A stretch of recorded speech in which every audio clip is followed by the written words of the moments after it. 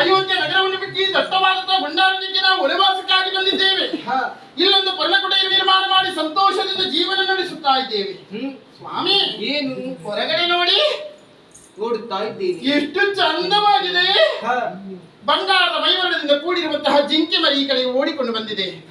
ಇದನ್ನ ಕಂಡು ಈ ಸೀತಾದೇವಿ ಆಸೆ ಪಟ್ಟವಳು. ಹೌದೇ? ನನಗೆ ಆ ಮೃಗ ಬೇಕು ಸ್ವಾಮಿ, ತಂದು ಕೊಡ್ತೀರಾ?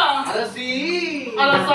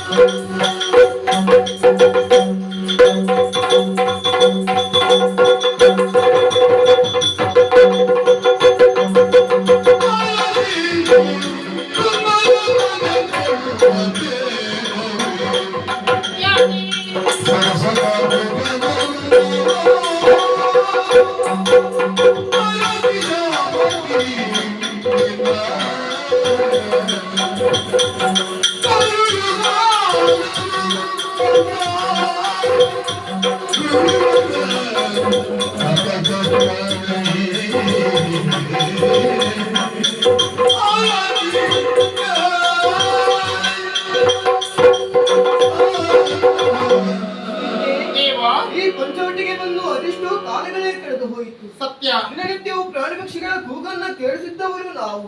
ಹಿಂದೆಕ್ಕೂ ಆ ಜಿಂಕೆಯನ್ನು ಕೊಂಡು ಮೋಹಗೊಂಡಿರುವೆ ನೀನು. ಆ ಜಿಂಕೆಯನ್ನು ಸರಿಯಾಗಿ ಗಮನಿಸಿದೆಯಾ ನೀನು? ಏನದು? ಜಿಂಕೆಯ ಕಾಲುಗಳಲ್ಲಿ ಉಗುರುಗಳುಂಟು. ಸತ್ಯ. ಎಲ್ಲಿಯಾದರೂ ಜಿಂಕೆಯ ಕಾಲುಗಳಲ್ಲಿ ಉಗುರುಗಳಿರುವುದನ್ನು ಕಂಡಿದ್ದೀಯಾ ನೀನು? ಅಪರೂಪ. ಜಿಂಕೆಯ ಕಾಲುಗಳಲ್ಲಿ ಗೊರಸು